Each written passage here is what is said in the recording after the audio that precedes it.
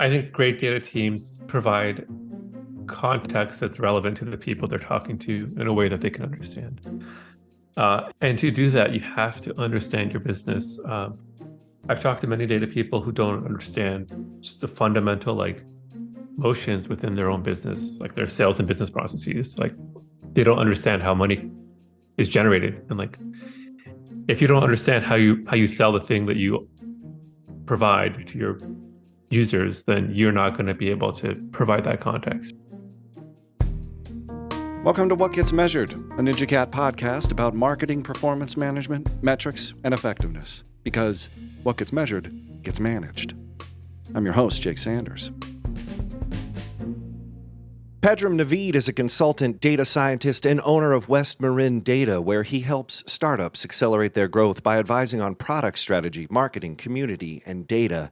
He's worked as a senior data engineer, a data scientist, a performance analyst, and he's here today to talk about the value of a marketing data team. Pedram, how are you, sir? I'm doing great. Thank you. How are you?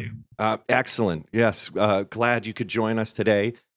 Let's talk about data. Let's jump in. So let's start with a bio. I mean, I gave a brief one, but what has your path been towards being the data consultant that you are today? Long and winding, I guess, is one way to put it. I started many, many years ago working as tech support, actually, while I was still in school, trying to figure out what I wanted to do with my life. This was at a bank back in Canada. Mm-hmm. And one thing led to another. I think they outsourced the tech help desk to India, and I was on a stay back team. And suddenly we cared about numbers and data because they had SLAs can meet, quality metrics to abide by. And they were sending us data in PowerPoint presentations, which is, as we all know, not the best way to get data. So I was, yeah, lessons learned the old fashioned way. Yeah. I was hand rolling that data into Excel, copy pasting it, and creating dashboards, metrics, charts. One thing led to another, and then I was using Python and R to automate some of this stuff because I realized I could just have a computer do it for me.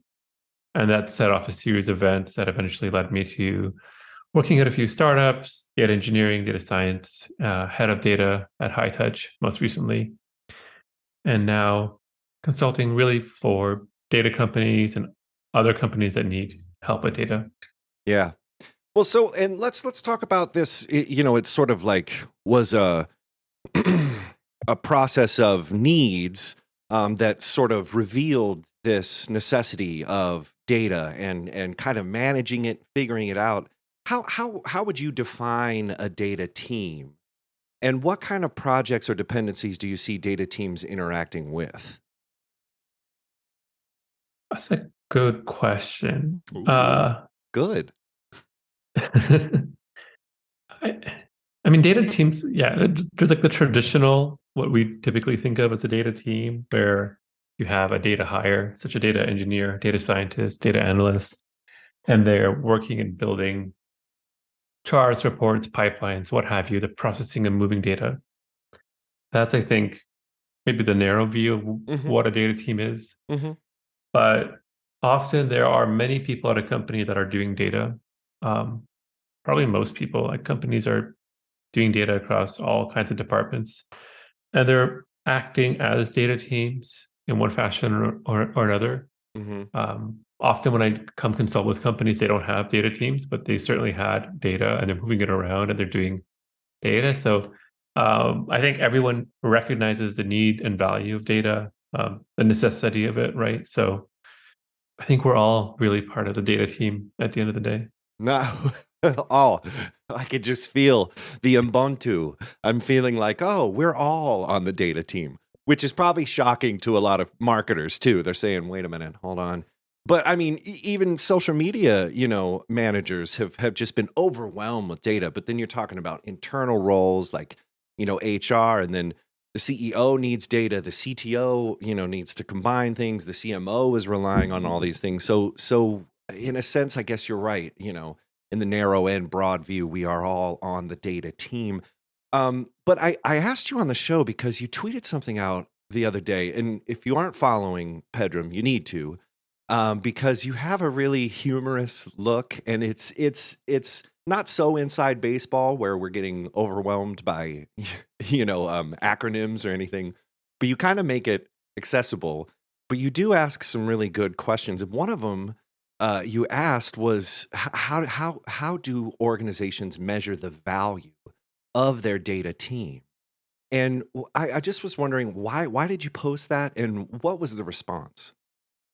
Uh, I posted it because it's a question I think we grapple with every year as data teams when it comes to planning cycles and time to do quarterly reviews or whatever.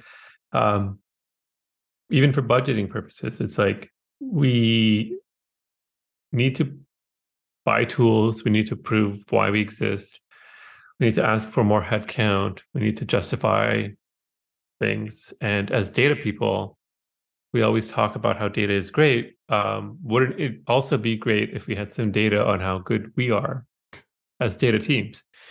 And I think the problem is it's really, really hard to find a good measure of how data teams provide value. Um, the response was varied. I don't think I got a single answer I felt particularly great about.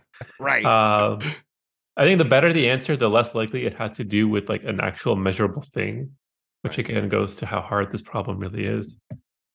So what are those barriers getting to those measurable things? Like how is the data team not measuring their own data of effectiveness? Do you know what I mean? Yeah, no, I mean, so let's go through some possibilities and then we can talk about why they're all bad, right? So maybe like the most naive view would be, oh, how many tables did they create? Or how many reports did they make? Or how many dashboards did they create? Like some sort of quantitative metric of productivity. Right. But that would just encourage a lot of, I think, needless busy work and not Right. necessarily value, right? So then if you say, okay, we want to be more aligned with business value, well, what does that look like? Well, let's say we care about revenue and retention and all those lovely business things. Right. Well, our data teams don't really, drive those things forward, right? They may help understand it. They may come up with theories and proposals on how to improve it. But at the end of the day, we're not going to take credit for what the sales team is doing, Right. right? Marketing can barely get credit for what the sales team is doing. Let's not try and squeeze data in there as well. So that becomes a different problem. So it's like, Sure. well, we can't really align that much with like the fundamental business value that we know we're helping create. And we don't want to be stuck to productivity, busy work measure. Do we just ask people how much they like us? That came up, and I'm not opposed to it. I heard one person say they send out like surveys to the team, which Oh, I mean, I saw that answer too, and I thought that was interesting. But it seems sort of cosmetic. yeah, it's also a measure of like how much do you like you. Like I can just Oh, ask people.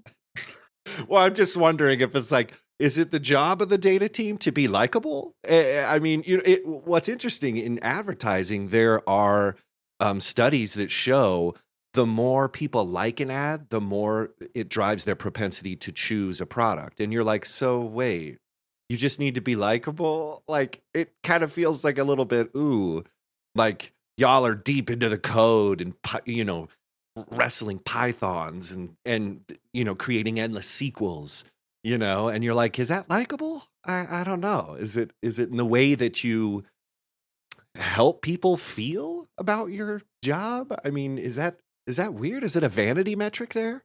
Uh, I mean, I don't want to work with someone I don't like, so True. True. I'll put it that way. I mean, I don't know if it's a great metric either. It's just one that came up. I heard one person say that their goal is to make sure that everyone knows everyone in the data team.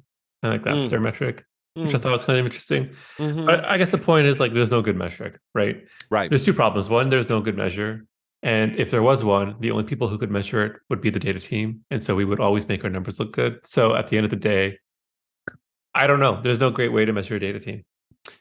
Well, but I mean, if you're in an alley and someone has a shiv and they're pointed at you, Pedram, and they're like, Yeah. "Hey, man, like, tell me what kind of value you drive." What would be your just surprise ambush answer to this question? I read a blog post, I think by Barry from Hex, CEO of Hex, and he said, "Let your stakeholders do the talking for you." And I think I agree with that the most. Right? I've never actually had to prove the value of the data team or the Yeah. work we do. I've never had to do ROI analysis on like why we need to buy Snowflake. And I think part of that is because I think your stakeholders fundamentally understand whether or not you're providing value to them. Right. And if they don't, then you got a bigger problem and it's not a data problem. Oh, and so what do you think it is? Is it a translation problem? Is it a something that you can solve with a graph or a monthly report, or because I do hear you by saying, like, if we get too focused on the outputs, we're not going to be focused on the outcomes. And so is it sort of the it behooves a data team to make sure that they show those outcomes, or I think it's making sure that you're in there in those conversations with your stakeholders and making sure you're providing them with the ability to prove their outcomes. So if I work with the marketing team, for example, I may not necessarily be driving, funnel growth or leads, but I'm going to make sure I'm critical in helping them understand what drives funnel growth and leads, and making sure that they have access to that information and that they have the ability to understand where people are coming from and how to do attribution. And I'm their partner, and I need them to see me as an invaluable part of that team. And if that's happening, then I don't have any problems. And if it's not happening, it's not a data problem, it's a relationship problem. You need to figure out why you're not able to manage that appropriately. And it's an organizational thing, and I have a question coming up that'll help you maybe define the ways in which those things have been overcome, and you really saw a team really work well with data. But let's just kind of maybe focus on the amount of data. Like, as you said, everybody's on the data team, so boy, does everybody have data that they need to comb through. There's so much data, in modern marketing and product development, startups, all those stuff. What's your advice on how to keep tabs of data, and how do you separate the signal from the noise? I don't know anymore. There's too much. Maybe that's the most honest answer. I think we're getting right to the bare I bones of the I can't honest keep truth. up. I can't keep up. There's something new every day. Uh, when I get the chance, I play around with things that I find intriguing or that have a very compelling problem that they solve. Hmm. I don't really care much about technology for technology's sake when it comes to data tools. I think honestly, there's enough data tools. I don't think the problems data teams are facing are a lack of access to tooling. Hmm. Um, Tooling could be maybe improved. It could be a little bit better.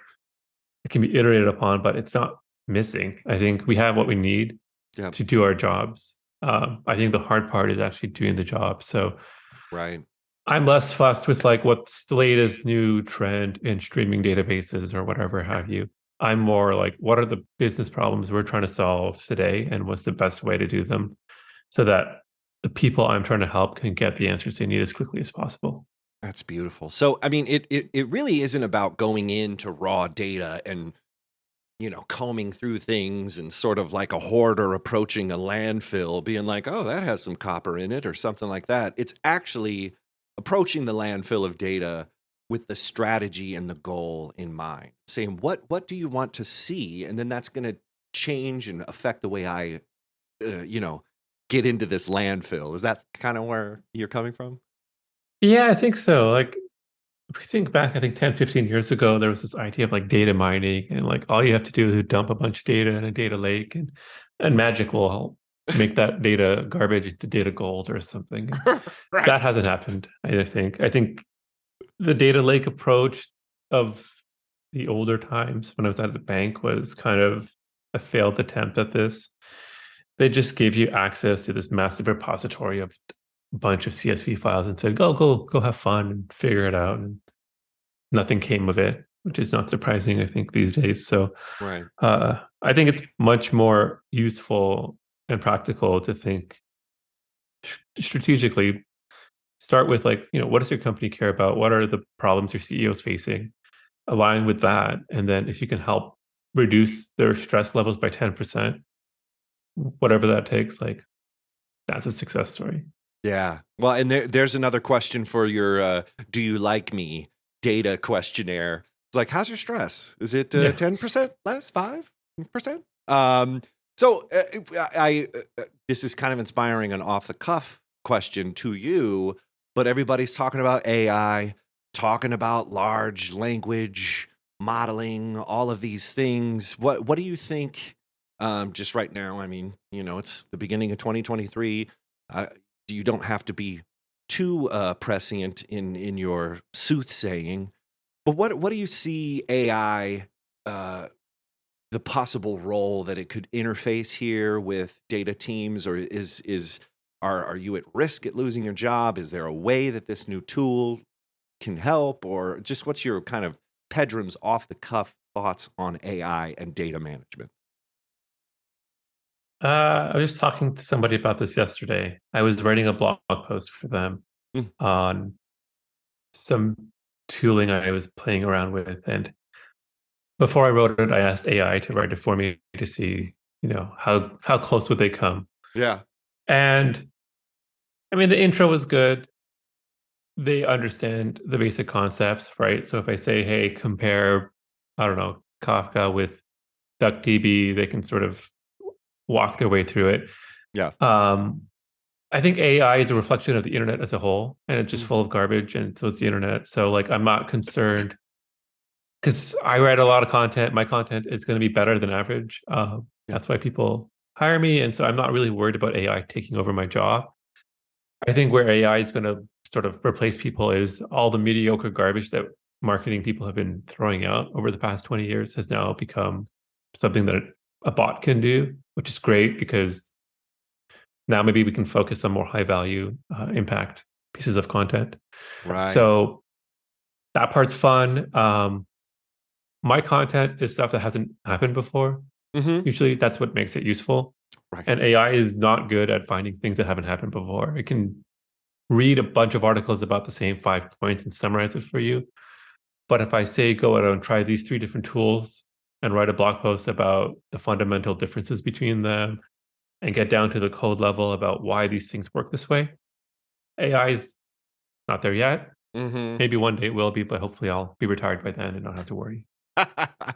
Well, and it's nice because all of those experiences, you talk about the data lake stuff that you were interfacing with at your bank job, and all these new kind of tools and kind of curiosity, that kind of inspires your inquiry.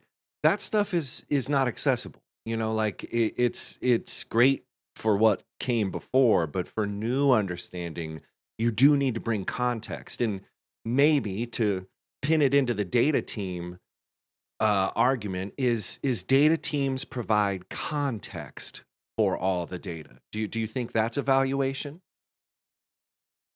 Yes, I do. I think great data teams provide context that's relevant to the people they're talking to in a way that they can understand. And to do that, you have to understand your business. I've talked to many data people who don't understand just the fundamental like motions within their own business, like their sales and business processes. Like they don't understand how money is generated, and like if you don't understand how you sell the thing that you provide to your users, then you're not going to be able to provide that context, right? So It's getting involved with scary. sales and marketing. Yeah. Yeah, it's scary because there's marketing people that don't know. They're like, Yeah. how do we make so? Like the other day on Twitter, someone was like, "Do you know how your business makes money?" And there were like marketers that had no idea, and it's like, uh, how is that? But maybe is data a tunnel mechanism for people to see the business objectives and goals and strategy, like it's really only accessible through data getting a seat at that C-suite table, and data could be a pathway for you to figure those things out. Would you agree, or I don't think so. I think data is actually really annoying to people. I'll also agree with you there.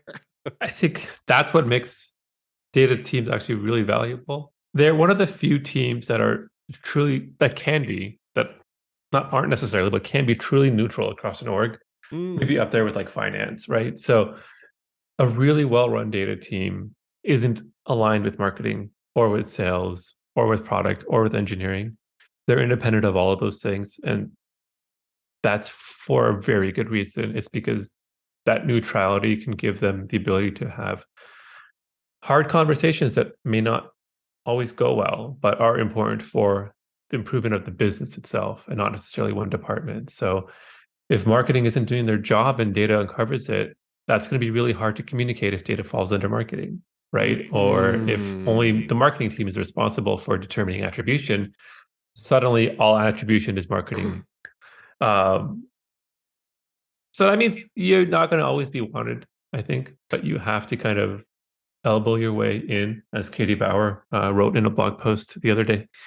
And that, I think, is where data teams can really like prove their worth. It's not so much, hey, look at all this wonderful data I've caught, but hey, here's like the context of our business. Here's where I think we're struggling. Here's a dangerous path I'm seeing. We're, I don't know, losing money on incremental sales, for example, and that's not great. Or our marketing spend actually is costing us more money than it's bringing in. It's at sustainable long term. Like those are the conversations data teams can elicit. Yeah. It can't just be, hey, here's a dashboard and some numbers, go look at it. It's like, hey, I'm looking at these numbers and they look bad for our business. We need to have a talk. Yeah. Oh my gosh, that's fantastic. So, well, let's go into story mode really quick. Do you have a Cinderella moment in your experience and work where a client or team you were working with fundamentally understood how to work with data? And then conversely, do you have any horror stories about data management gone awry? Oh boy. Um, I don't think anyone knows how to work with data. I barely understand it. So I don't know if I have any Cinderella stories there. I will say, like, I go back and forth between broader access to data across the team. So when I was at High Touch, we brought on a tool called Hex, which is like a great collaborative notebook type tool. It makes it very easy to work with data, ingest it, process it, run SQL or Python on it. Hmm. And it was so popular that I thought it was a tool for data teams, but it ended up being used by marketing people, salespeople, customer success. Everyone was getting access to data and playing around with it and having fun. Hmm. Um, and that was kind of a nice thing to see as a data Yeah. team. You kind of want broader access to data. Right. That's not to say that it doesn't come with its own challenges because people start doing all kinds of crazy things in their notebooks. And then they come to you and say, hey, Pedram, why doesn't my number match yours? And it's like, well, I don't know. I didn't make your number, so I can't tell you. Uh, that's, I think, the danger of like going too far. So it's always a balancing act between access to data. Uh, I know some people are more inclined to say nobody gets access to data except data teams. I'm not so, uh, I don't know, tyrannical as that, but Right. I'm Yeah. kind of pragmatist. Like people are going to find data in some ways. So let's just find ways to make it safe and easy for them to use. Right. That's always been a success. On the horror stories, oh gosh, I mean, Ooh, yeah. You don't have to name names, Pedram. Don't worry. Unless you oh, want to name names. no, I will not name names. I will say when I was at the bank, we did compensation modeling for, I think, 18,000 employees across 6 to 7 different roles. Each role had 4 to 5 different like uh, incentive programs attached to it that you could hit targets for. And Hmm. so every year we went through this validation exercise where we would try to fine tune these numbers to make sure that, like, based on our targets, like if they hit these things, we'd pay out an appropriate amount in bonuses. We would encourage the right type of behavior and so on. So very, very important work, very high risk, obviously. And Right. so, of course, the tool we used for all this was Microsoft Excel and email. Uh, Infallible process, honestly. Like nothing could ever go wrong, right? So Nothing ever. nothing. Except one day something did go wrong. Someone I think left or was on leave, and I got their spreadsheet, which was obviously undocumented. It had like 15 different tabs. and I'm trying to like reverse engineer these like 4-line formulas with thousands of like references all over the place. And weeks go by as I'm trying to sort of figure out how this thing works. And I discover that the person actually made a mistake somewhere, which is, well, hard to prove when you have no idea what's going on. So you start to doubt yourself for many, many days until you're like, no, actually, I think I'm right. This Right. is wrong. Yeah. Ended up that they did the classic like Excel drag down and copy incorrectly or something. And Yeah. one formula was off by like one row, so everything broke.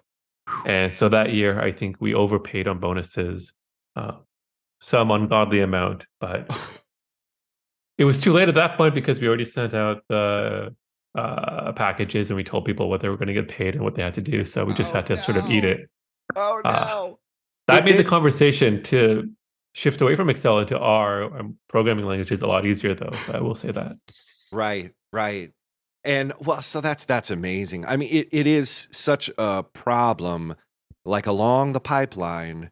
If one part of that is off, the whole thing is like in trouble. That's and yeah, man, well, people are just so lucky to know you. I agree. And you're and you're humble. Yes, that too. No, but the way you approach this topic is so refreshing because on social media, it's very much about like, here's what you need to do. Here's how you can fix it. And you come with questions. Yeah. And I think there's something and a bit of humor saying like, is this really what we think? But it's very insightful, but it's honest. And I think there's something that we can all take away is that data teams don't live in isolation. You touch every part of an organization. It's important that you are seen as driving value and being honest about the work you're doing rather than hiding behind a pivot table or some kind of custom calculations or something like that. It's nice to hear somebody with your level of expertise and experience bring more questions and ask tougher, qualifying, inquiries about how we're using data, how we can best use it, and then how we can question what we're doing. Because when you were just telling me that story, it's like for a couple days you were feeling doubt. You're looking at this data, you're seeing the spreadsheet, you know how to work Excel, but you question yourself, which I think is something that maybe more data teams could benefit from. But I'm going to make sure that you're linked up and we're going to connect everybody with you. But before we go, if you had to give one piece of advice when it comes to data management to the audience today, what would your like one bumper sticker, back of the napkin piece of advice be in regards to data? So I would say keep it as simple as possible for as long as possible. There's a tendency to overcomplicate things, and it's like the whole like social media effect of people telling you you need this and you need that. Remember, everyone, including myself, social media is trying to sell you something. So don't feel compelled to buy the latest thing or try the newest modeling technique or any of that. Right. Keep it simple. Wait until you actually are feeling the pain before you start moving into more complexity. Yeah. Yeah. That's beautiful. And in a complex area, in which there are a lot of like back of the curtain, like what's the Wizard of Oz doing in their data world? I love that your advice is just keep it simple because you're going to have to explain it to somebody who doesn't understand what you're doing. And you have to maintain it, which is even worse. Well, heavy weighs the crown, Pedram. You're not the royalty that you are without paying those costs. You got to pay the cost to be the boss. So like I said, folks, please follow Pedram. He's brilliant, he's honest, he's humorous, and he's asking really good questions, and he has a lot of insight. If people want to connect with you and find out more about your work online, how can they do that, Pedram? So I'm on Twitter while it's still around at PDRMNVD. And I'm on LinkedIn, Pedram Navid, easier to find there. And on Mastodon, but I have no idea how to find myself there. So good luck with that one. But he's there. I'm there somewhere, yeah. Cheese or chocolate? Are you ready? I'm ready. Okay, cheese or chocolate? Chocolate. Gantt chart or pop chart? Gantt chart. Yeah, that's where the real hits happen. Yes. Breakfast in bed or late night dinner with friends? Ooh, breakfast in bed. Nice. Swim in a data lake or live in a data warehouse? Oh God, swim in a lake for sure. Ability to fly or invisibility? Ability to fly. Invisibility is too much power. He's a thinker. I would not wield it for good. I would probably be like back behind watch the line cooks at the restaurant or something. Like it's like I'd be stealing state secrets. It's not good. Don't give that one to me. I need to align with you. If you ever do decide to do that, let's roll together. All right. All right, and finally, books or Kindle? Ooh. Books in theory, Kindle in practice.